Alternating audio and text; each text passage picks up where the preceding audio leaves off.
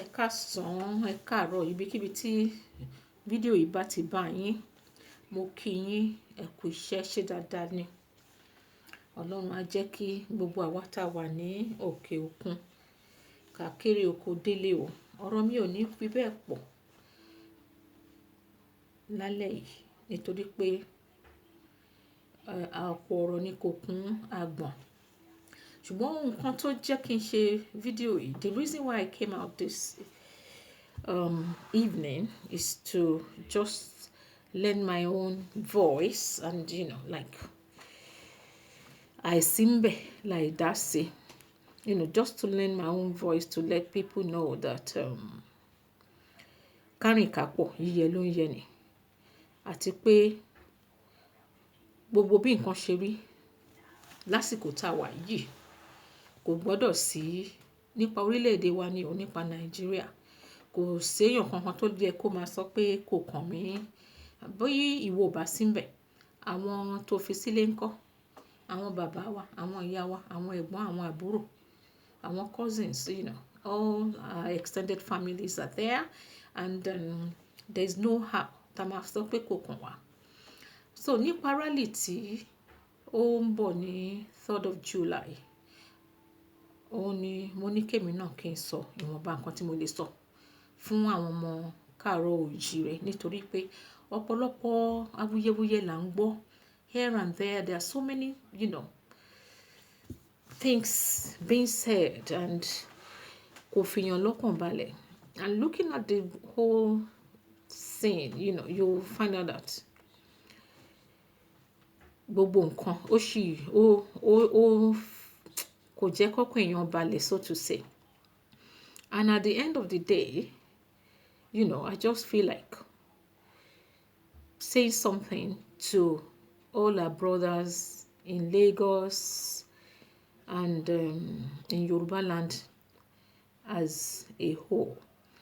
The reason why, I came out to do this short video, it's not going to be long, is to let our brothers know pé gbogbo àwọn tó bá ń lò láti máa dà lóru, gbogbo àwọn òjèlú, àwọn political thugs, here and there, especially in Lagos State, tó jẹ́ pé ibẹ̀ ni wọ́n pè ní center of excellence. And looking at the way and the whole scenario, gbogbo nǹkan tó ń ṣẹlẹ̀ ní Lagos yẹn, ó yẹ ká mọ̀ wípé kò kí ń ṣe center of excellence kankan mọ́. So, and tí gbogbo wa ò bá parapọ̀ láti sọ pé kí la lè ṣe láti jẹ́ kí àwọn nǹkan wọ̀nyí kó yí padà, torí pé àwọn òṣèlú yẹn wọ́n ti balẹ̀ jẹ́ púpọ̀. Ó lè má yí ọ̀pọ̀lọpọ̀ wa. Then àwọn aríjẹ nídìí mọ̀dàrú,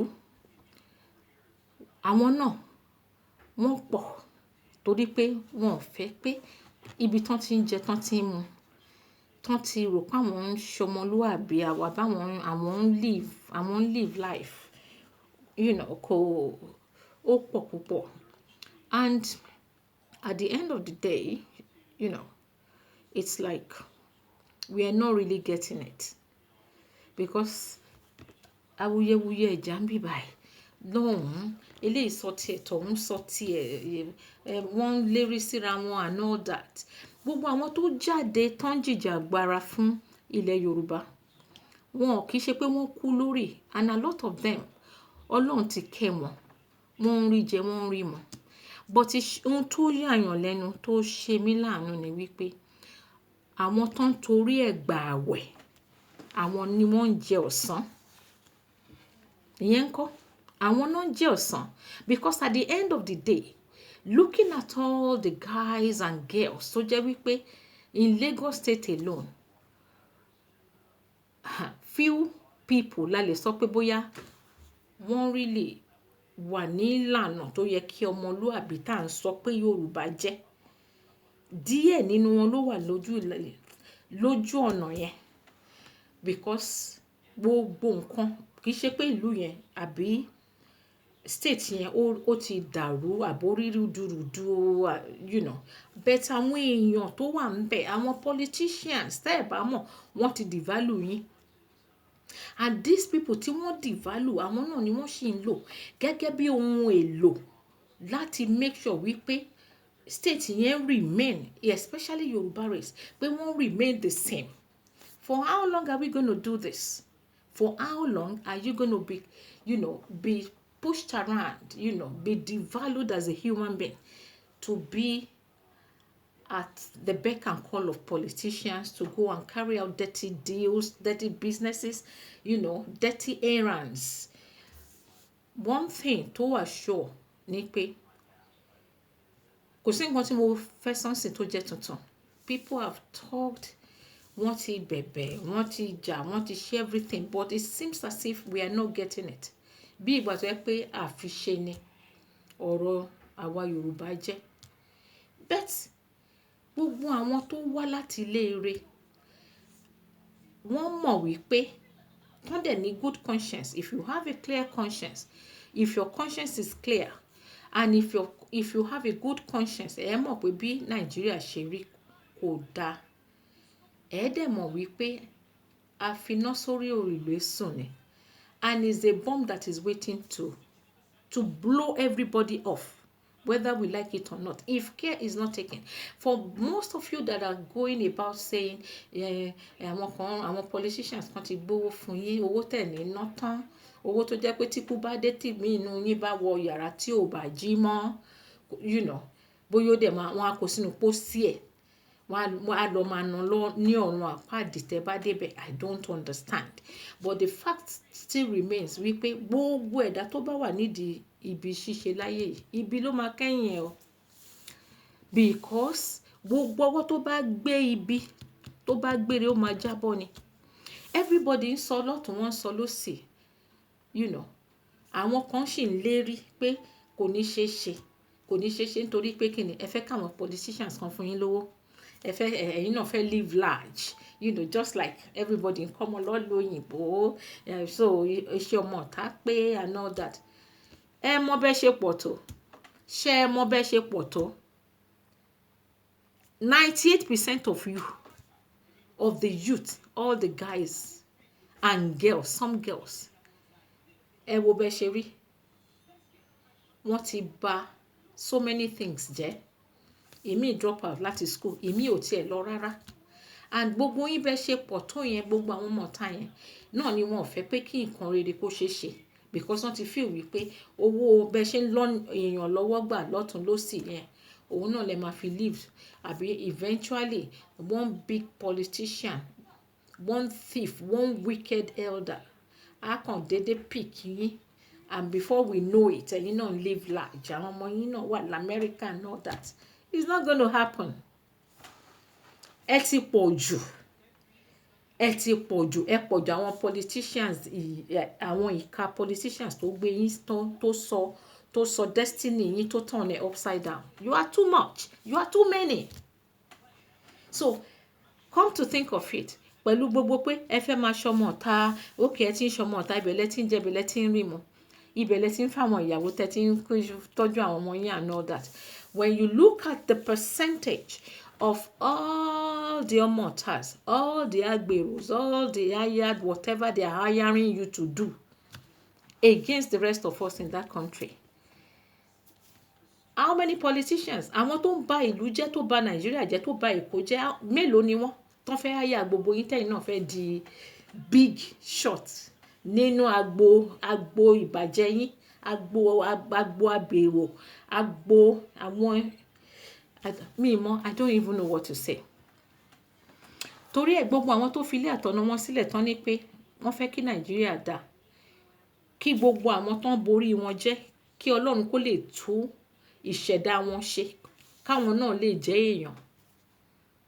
Ìmí nínú yín gọ́vnà ló yẹ kó jẹ́ ní Lagos State yẹn. Ìmí nínú yín engineer, doctors, lawyers, ẹ̀yin lẹ wà lójú títì yẹn.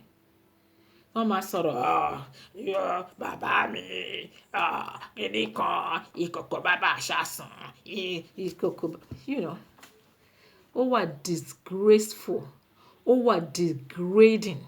So if you don't know that your lives have been devalued, your destinies have been truncated, then you have, I don't know what to say, because at the end of the day, àwọn tó fẹ́ jà fún yín láti jẹ́ kí everything kó wà okay fún yín, láti jẹ́ pé kẹ́ tún dálẹ̀, kẹ́ tún ṣà, kẹ́ jẹ́ èèyàn lọ́la, kẹ́ kàn má máa kúkú òṣì, kẹ́ má máa kúkú ẹ̀sìn yín. Àwọn yẹn lẹ́ ń dìde mọ́. Àwọn bàbá yín tó sọ yín dolórí burúkú, tó sọ yín dọmọ ọ̀tá, àwọn yẹn, àwọn lẹ́ ń ṣe ránkà dédè fún, àwọn lẹ́ ń ṣí fìlà fún. Bàbá mi, ẹ̀jẹ̀ máa gbẹ lára ọ̀tá yín ni, and all that. Meanwhile, àwọn ọmọ wọn, wọ́n ń kó owó tó yẹ kán fi rán yín lọ school, tó yẹ kẹ́ fi kọ́ṣẹ́, tó yẹ kẹ́ fi lómi, kẹ́ fi níná, kẹ́ fi rin títì tó dáa, kí míì ti gun mọ́tò dáadáa nínú yín, kó tọ́jú ẹbí, kó tọ́jú ará. Wọ́n mú gbogbo owó yẹn, wọ́n fi rán àwọn ọmọ tí wọ́n wá sí ìlú òyìnbó láti wá kàwé, torí pé tán bá kàwé, ẹ̀yin, àwọn ọmọ ọ̀tá àti àwọn wicked politicians, àwọn olè tẹ́ ń ṣe ránkà dédè fún, àwọn ọmọ wọ́n ti tò wọ́n sí line tó jẹ́ wípé at the end of the day, àwọn ọmọ tẹ́yìn bá tún bí, wọ́n máa tún ṣe kí ni, wọ́n á tún jẹ wọ́n máyé ni, because at the end of the day, kò sí bẹ́ẹ̀ ṣe fẹ́ ṣe. The politicians are not as many as the way they have destroyed the youth, especially in Nigeria, especially in Lagos State. They are not as many as that. So, gbogbo yín kọ́ lẹ máa ní one godfathers.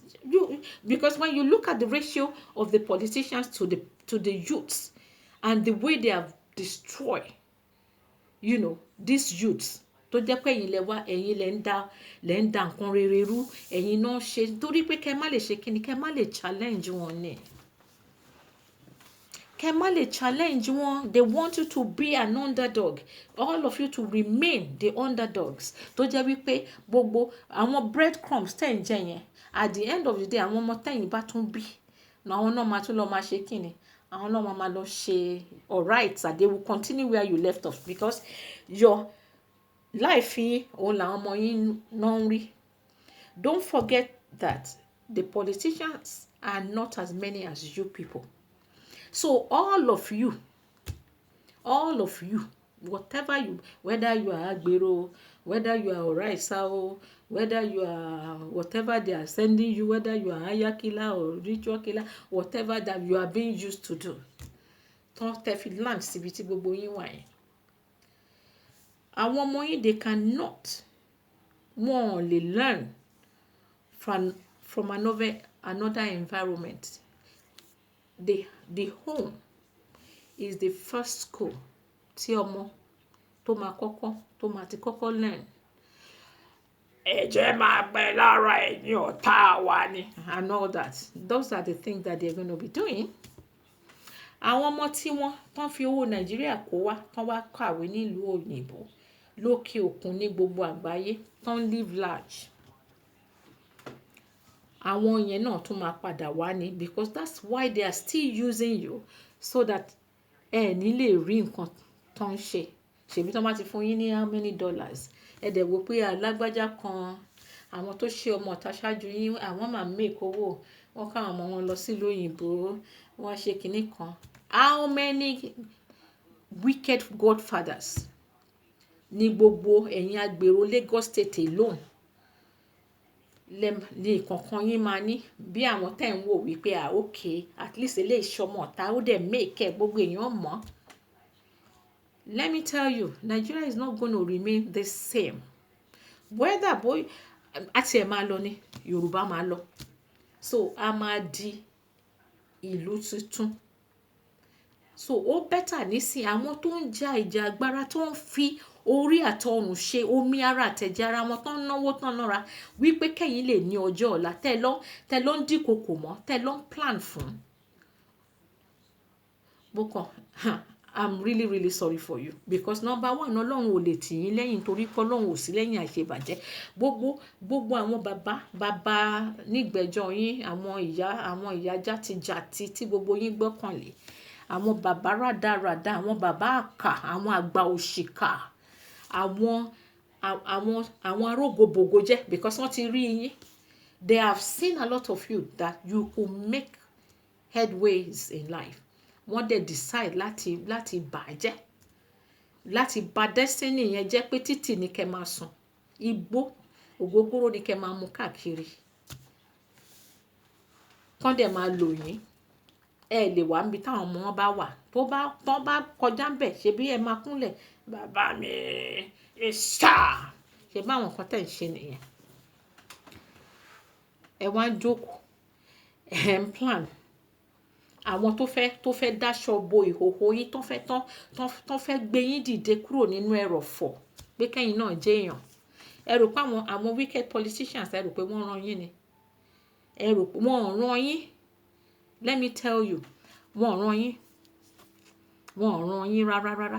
Gbogbo ẹ̀yin tẹ́ bá jókòó tẹ́ fi ra yín lẹ̀ gẹ́gẹ́ bí ohun èlò ibi sí gbogbo àwọn agitators àti gbogbo àwọn tó fi ilé àtọ̀nà wọn sílẹ̀ wípé kí Yorùbá nation kó lè ṣe gbà, kẹ́yìn náà lè jẹ́ èèyàn, kẹ́ lè mọ̀ béèyàn ṣe ń live ní life yìí, láì má bà tẹlòmíì jẹ́, láì má ṣèkà, láì má ràn yàn níṣẹ́ ibi lọ jẹ́ fẹ́lòmíì. Àwọn yẹn lẹ wá dúnkokò mọ́, àwọn bàbá rógobògo jẹ́, àwọn ìyá rógobògo jẹ́ tí wọ́n fi gbogbo life wọn tán fi ń plan evil pé kẹ́ má jẹ́yàn, kẹ́ má lè challenge wọn. They don't want you to challenge them. Títí táwọn ọmọ wọn tán máa fi dìde, tán tún máa di gómìnà léyín lórí, tán máa di president léyín lórí, tán máa jẹ́ chairman big companies. Ìyẹn tán bá jẹ gbogbo ẹ̀rún, kán kó gbogbo ẹ̀wọ̀ kòtò tán bá ń lọ. You understand? July 3rd, gbogbo yín pátápátá tẹ́ wà ní Lagos State tàbí nílẹ̀ Yorùbá, tẹ́ bá dìde ogun sí gbogbo àwọn tọ́lọ́run fẹ́ lò, tẹ́ gbìmọ̀ ibi lé wọn lórí, ibi yẹn máa bi gbogbo yín wó ni. Pẹ̀lú àṣẹ láti tẹ́ ògo Ọlọ́run wá. Torí pé Ọlọ́run sọ pé ká sọ fún àwọn ènìyàn búburú pé wọn kì yóò ṣe rere. Gbogbo ẹ̀yin tẹ́ bá dìde ibi, tẹ́ pèrò ibi lórí gbogbo àwọn tó fi ilé àtọ̀nà wọn lẹ̀, tí wọ́n ń lo omi ara ẹ̀jẹ̀ ara wọn wípé kí Yorùbá nation ká lè rí gbà, kẹ́yìn náà lè dìde nínú ẹrọ̀fọ̀ tán tì yín mọ́. Inú ẹrọ̀fọ̀, wọ́n gbé yín sínú ẹrọ̀fọ̀, wọ́n gbé yín sínú gọ́tà, wọ́n tún bẹ̀rẹ̀ sí ní máàchì yín mọ́lẹ̀ tẹ́ ẹ bá mọ̀ bẹ́ẹ̀. Ẹ gbọ́, kẹ́dẹ̀ mọ̀, kẹ́ jẹ́ kí làákàyè yín kó ṣí wípé kò sí bẹ́ẹ̀ ṣe lè ṣe, kò sí bẹ́ẹ̀ ṣe lè ṣe. They don't want you to challenge them. That is why they made sure pé kò sí schools dáadáa mọ́ ní Lagos State, nílẹ̀ Yorùbá, ní Nigeria as a whole. Kí ló dé táwọn ọmọ tí wọn ò dúró sí Nigeria kan máa lọ school? Kí ló dé táwọn ọmọ wọn ò sí níbi tí Fúlàní ti ń rape wọn, tán ti ń pa wọ́n, tán ti ń sun ọmọ kókó níná? Kí ló dé? Ẹ béèrè lọ́wọ́ ara yín. Ẹ béèrè lọ́wọ́ ara yín. Gbogbo ọwọ́ tó bá gbé ibi lórí ọ̀rọ̀ agitation Yorùbá kò ní gbé ire. Tó bá gbére yẹn ó máa jábọ́ ni. Torí pé ẹni tó bá tajà yẹ̀pẹ̀ máa gbowó òkúta. Ẹni tó bá tajà yẹ̀pẹ̀, owó òkúta náà máa gbà. Tẹ́ bá jẹ́ kí àwọn tó wá ní 3rd of July tán máa wá sẹ́kọ̀ọ́ láti wá ṣe rally, tẹ́ wá sọ wípé nítorí pé àríjẹ nídìí mọ̀dàrú, àríjẹ nídìí ìbàjẹ́, òun lẹ́yìn fẹ́ yà, wípé kí àwọn èèyàn má gòkè, kí àwọn ènìyàn kan má live bó ṣe yẹ kéèyàn live, kí ògùn àwọn ọmọ wẹ́wẹ́, àwọn ọ̀dọ́ ní Lagos State kó má búyọ. Tẹ́ wá jókòó, tẹ́ ń gba iṣẹ́ ibi láti ṣe lórí àwọn èèyàn yìí. Gbogbo ìran yín pátápátá wọn ò ní ṣe rere lórí iyẹ̀pẹ̀ Nàìjíríà, lórí iyẹ̀pẹ̀ Yorùbá nation. Gbogbo ibi tẹ́ bá jókòó, tẹ́ bá plan, gbogbo ibi tán bá rán yín, tán bá ní kẹ́ lọ ṣe, tẹ́ dẹ̀ lọ ṣe, ibi yẹn máa bì yín wó. Ó máa bì yín wó ni. Whatever money they have given to you láti lọ disrupt rally yẹn, ẹ tètè gba owó wọn nísìn. Owó tán bá fún yín lówó, you are entitled to that money. You don't need to carry out any dirty deals. You don't need to carry it out. Take the money, because gbogbo national cake tí gbogbo wọn pín mọ́ra wọn lọ́wọ́ tán loot gbogbo treasury. You are part of the citizens tó yẹ kó enjoy àwọn nǹkan tó yẹ kó fi ṣe ná fún yín nìyẹn. Kí good hospitals ti wà, kí good roads ti wà. But when they've decided not to do that, and they are looting and stealing and doing all sort of evil, without thinking of you pé bóyá ẹ̀ níná àbí ẹ̀rìn lọ́nà kan àwọn olè ẹgbẹ́ yín wọ́n tún rọ̀bù yín àbí kinní kan abẹ́ di arm robber abẹ́ di ayakila and all that tí wọ́n ràn yín tán dẹ̀ ti mọ nǹkan tó máa end life yín tẹ wá dúró pé irú àwọn yẹn lẹ fẹ́ jíṣẹ́ fún irú àwọn yẹn lẹ fẹ́ gbà sí lẹ́nu kàkà pé wípé kẹ́ dúró ti àwọn èèyàn tó fẹ́ tú ìpín yín ṣe lórí iyẹ̀pẹ̀ ibi tọ́lọ́run dá yín sí lórí iyẹ̀pẹ̀ Nàìjíríà yẹn ṣàná bí yín sí tí Yorùbá bá dẹ̀ sọ pé òun lọ pé ìran ọmọ aládé ni yín ẹ gbọ́dọ̀ di rádaràdá bẹ́ẹ̀ ṣe di rádaràdá yẹn tó wá jẹ́ pé ẹ̀yin fúnrara yín tí wọ́n ń jà fún tán torí yín gbàwẹ̀ tán torí yín tẹ̀yin wá ń jọ̀sán tẹ wá ń dìde ogun kẹ́ mọ̀ wípé ogun yẹn òun lẹ máa bá lọ ogun yẹn máa bí gbogbo yín wó ni bẹ́ẹ̀ gbọ́n bí ifá bẹ́ẹ̀ mọ̀nà bí ọ̀pẹ̀lẹ̀ because ohun tó wà nílẹ̀ yìí by the time tí àwọn darandaran by the time tí wọ́n bá máa descend lórí Èkó yẹn gbogbo yín wọ́n ti mọ majority wọn they know you wọ́n mọ̀ torí pé wọ́n mọ̀ pé nǹkan táwọn wicked elders yín fi yín ṣe nìyẹn láti lọ́ọ́ máa dàgbòrò rú ẹ̀yin náà máa kọ́kọ́ mú balẹ̀ ẹ̀dẹ̀ mọ́lẹ̀ ẹ̀ dà báyìí àwọn ò kí ń dá àwọn ò ń dára wọn ṣé Buhari da ìran ẹ̀ ṣé gbogbo bí nǹkan ṣe ń lọ tó ń rape tó ń pààyàn tó ń gọ́mọ kékeré lórí tó ń gé baálé ilé lórí tó ń ṣe gbogbo ẹ̀ tó ń gé ìyá ilé lórí ṣé ẹ̀rí kó jáde kó sọ pé they shouldn't do that tàbí pé ó pọ̀ jù bẹ́ẹ̀ yẹn àwọn ò ń dá èèyàn wọn kì í dára wọn ẹ̀yin nìkan náà lè rán níṣẹ́ ibi sí ara yín wọ́n á rán yín sí bàbá yín ẹ̀ jẹ wọ́n á rán yín sí àbúrò yín ẹ̀ jẹ wọ́n á rán yín sẹ́gbọ̀n yín ẹ̀ jẹ anywhere àtàn bá rán yín kẹ́tì lọ ṣiṣẹ́ ibi nítorí pé àwọn kìnnì àwọn wicked elders àti politicians tó surround yín wọ́n devalue ìgbésí ayé yín tí ò jẹ́ pé kẹ́ ṣe kìnnì kẹ́ rọ́nà kankan ju wípé kẹ́ máa cause problems here and there lọ. Wọ́n máa ṣe rally o pẹ̀lú àṣẹ Ọlọ́run ni nítorí pé Ọlọ́run sọ pé a gbọ́dọ̀ wáyé wá ṣe bí ó dẹ̀ sọ pé ẹni tíbi tó bá ṣe bí àwọn olubi èèyàn ibi yẹn náà ló máa bì wọ́n wò gbogbo ẹ̀yin tẹ́ bá wá gbàbọ̀dè tẹ́ sọ pé gbogbo àwọn bí wọ́n ṣe ń pa àwọn èèyàn wa yẹn wípé inú ẹ̀ lẹ ti fẹ́ máa jẹ inú ẹ̀ lẹ ti fẹ́ máa mu gbogbo ohun tẹ́ bá jẹ báyìí máa gbòdì nínú ayé yín ni Ọlọ́run á fi omi ara àtẹ̀jẹ̀ ara yín á fi bá yín jà á fi omi ara àtẹ̀jẹ̀ ara yín á fi bá yín jà tán bá fún yín lówó ẹ gba owó yẹn torí pé you are entitled to all the money tán bá rí nínú resources ti Nàìjíríà but you don't need to carry out any dirty deal you don't need to do that because thinking of your own people àwọn politicians wọn ràn yín gbogbo ilé tán ń gbé mélòó nínú yín ló lè wọbẹ̀ tán máa ní ìwọ onídọ̀tí mi leléyìí ìwọ hoodlums mi leléyìí ìwọ ọ̀ráìsà ìwọ àgbèrò yẹn máa bọ̀ ń bí báyìí visitors room kó lọ sí quarters yẹn kó lọ sùn síbẹ̀ kán gbé tíì kán ṣe lọ́ba lọ́jọ́ kejì pé hoodlum kan wà o hoodlum àwọn tí mò ń lò tí mò ń rán níṣẹ́ ìdọ̀tí ó wá kí mi ń lé so ó wà nínú visitors quarters ṣé ẹ dédé ibi tán bá wà ṣebi tán bá wà ní títì àbí tán bá fẹ́ ràn yín níṣẹ́ ibi náà máa pè yín náà máa pè yín kan kó pè yín kẹ́nìkan wọ́n wá fowó owó tí ìran díran ẹ tí wọ́n ní rí ná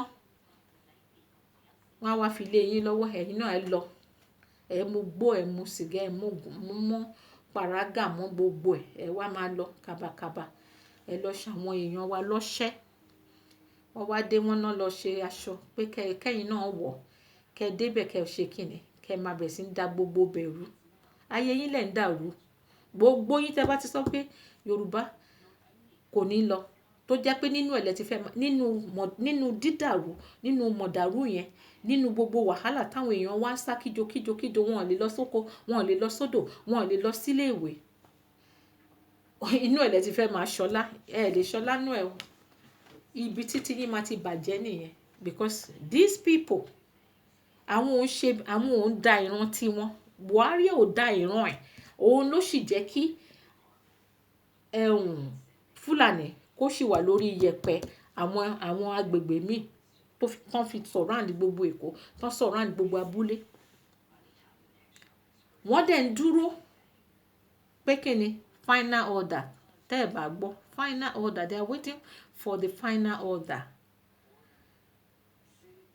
tí ò bá ń ṣe ọpẹ́lọpẹ́ Ọlọ́run gbogbo yín wá dúró ẹ̀ ń sọ̀rọ̀ ẹ̀ lọ sọ̀rọ̀ ní UN àwọn tí ò tó yín wà ní UN àwọn ọmọ ọ̀tá sọ pé àwọn agbèrò sọ pé who the hell do you think you all are kinní kan jáde Legacy kan sọ pé MC kan sọ pé kinní kan sọ pé ṣe fíò pé tí Yorùbá nation bá dé ẹ̀rù tí ń bà yín wípé torí pé ẹ lè ṣe kíní ẹ lè lẹ́sẹ̀ ń bẹ̀ ẹ lè lẹ́nu ń bẹ̀ because bí Yorùbá ṣe wà nígbà yẹn tó jẹ́ pé a máa ń glory nínú education ni nígbà yẹn tí everybody ń wá sílùú òyìnbó ńgbà táwa wà ní léwe táwọn àwọn aráalé wa àwọn àbúrò màmá wa àwọn cousins àwọn family friends tán bá ń gbé London a máa sọ pé àdádi London ti dé wọ́n á ti di lecturer wọ́n á gbé briefcase wọ́n á wọ coat wọ́n á ṣe irun sórí afro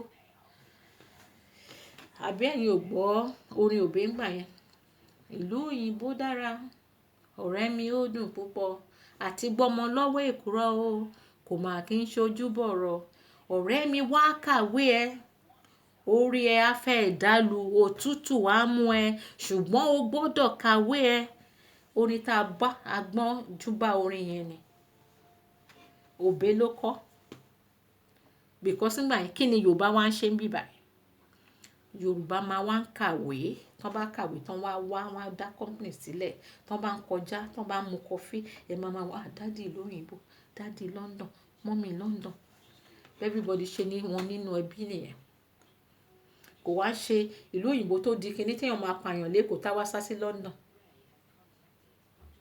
wọ́n máa sá lọ sí America in those days Yorùbá máa wá kàwé ni wọ́n wá mú gbogbo yín wọ́n borí gbogbo yín jẹ́ pátá igbó wà jẹ́ kẹ́ lè ronú pé ìran ọmọ aládé mà ní mí inú lásìgbò inú sorrow àti pain àwọn èèyàn wa lẹ́ti fẹ́ máa ṣayé lẹ́ti fẹ́ máa lọ pàtí lẹ́ti fẹ́ máa lọ náwó fẹ́lẹ́rẹ́ lẹ́ti fẹ́ máa lọ ṣe lẹ́ti fẹ́ máa lọ ṣe hooliganism political vendetta tẹ́ máa carry out against opposition àbí ibẹ̀ lẹ́ti fẹ́ rán àwọn ọmọ lọ sílùú òyìnbó tẹ́dẹ̀mọ̀ wípé Ọlọ́run wà ní sátì níbi tó bá mọ́ èèyàn kan wà tọ́lọ́run ò lè mú ni ṣèbí ni la rí in those days nígbà táwa wà kékeré àwọn tí parents wọn bá jẹ́ I could remember when we were in the secondary school àwọn tí parents wọn tí gbà yẹn tọ́wọ́ wọn ò bá mọ́ ẹ̀yin wọn tẹ́ jẹ́ schoolmate tàbí classmate ẹ máa wọ́n sọ pé dádì wọ́n sọ pé because you have the facts àwọn parents ti ẹ ti sọ lójú ẹ aládùúgbò ti sọ àwọn people yẹn ọwọ́ bàbá wọn ò mọ́ o kíní kan ni bàbá wọn ń jẹ́ o this and that I could remember a classmate in those days tó jẹ́ pé everybody máa wọ́n sọ pé dádì wọ́n sọ pé mọ́mì wọn everybody máa ṣẹ́ra fún wọn nísìnyí ẹ máa ń glory èèyàn kan máa ní wọ́n rányàn kó lọ pààyàn àwa máa glory bí lágbájá ṣe wà yẹn kò kí ń sọ̀rọ̀ o ṣùgbọ́n ó lè pa gbogbo ìlú run and you think that is the people we want ó better kẹ́ change nísìn change your attitude, your mindset, your mentality. Those are the things that you need. Kẹ́ wá search conscience yín. Talk to yourself. Talk to yourself. Because téèyàn bá ṣì wà lórí ilẹ̀, kò sí nǹkan tó late. You can still change. Dedication àti determination pé enough. Because by the time tá bá gba Yorùbá nation tán, things will go in the right direction. Because nínú knowledge, níbẹ̀ ni Yorùbá ti ń glory. Ẹ máa kàwé yín. Bí yóò tiẹ̀ kà púpọ̀, á ka school sat yẹn. You know what people are saying. You can read, you can write. You can explain yourself. Bá ṣe dàgbà nìyẹn. Bí yóò bá drop out ní school in those days, wọn ò ní bẹ́ẹ̀ bá wà ní àdúgbò, ẹ tí wọ́n máa dodge pé káwọn èèyàn kọ́ máa rí yín pé pé ẹ ti lọ close mọ́ onítàn káwọn parents yín má bàa nà yín tàbí kọ́ má bàa sọ̀rọ̀ sí yín. Àyà yín máa já because wọn ò fẹ́ pé kí ó influence ìwọ náà. So at the end of the day, wọ́n á máa ṣe kíni? Wọ́n á máa wò pé ṣe ni kẹ́ try o. Má jẹ́ kí bàbá ẹ̀ rí ẹ, má jẹ́ kí ìyá ẹ̀ rí ẹ, ṣe ni kẹ́ try kẹ́ máa fi pamọ́ pé ọ̀rẹ́ ẹ ni and all that. But nísìn, ẹ máa ṣe ránkà dédé. Àwọn agbèrò tún wá ní class, wọ́n tún ní grade. Wọ́n ní grade. So ẹ mọ̀ pé orúkọ rere ó sàn ju wúrà àti fàdákà lọ. People are they have these human feelings. Wípé àwọn èèyàn wá ń suffer. So bí gbogbo àwọn èèyàn ṣe wá ń jìyà yẹn, òun ló wù ẹ̀yin. Torí pé ẹ̀ ń lọ́ wọn lọ́wọ́ gbà. Èèyàn kan wà tó jẹ́ pé àwọn ọlọ́pàá bá kó yín, ẹjọ́ máa mú gbó papọ̀ ni, kò sí nǹkan kan. Bàbá kan wà níbì kan, ìyá kan wà níbì kan tó mọ lágbájá kan. Ìyẹn lẹ fẹ́ ṣe, ìyẹn lẹ fẹ́ jókòó tì. Kò kí ń ṣe láyé tá wà yìí. Àwọn yẹn ò tà níbi tẹ́ wà yẹn nìkan ni. And because you don't want to change, ẹ feel pé bó ṣe ní láti rí ni ẹ kò yẹ kó rí bẹ́ẹ̀, kò dẹ̀ ní láti rí bẹ́ẹ̀. By the time tẹ́ bá make up mind yín wípé okay, tá bá gba Yorùbá nation tán, there will be proper planning. Because track record yẹn ti wà fún ìran Yorùbá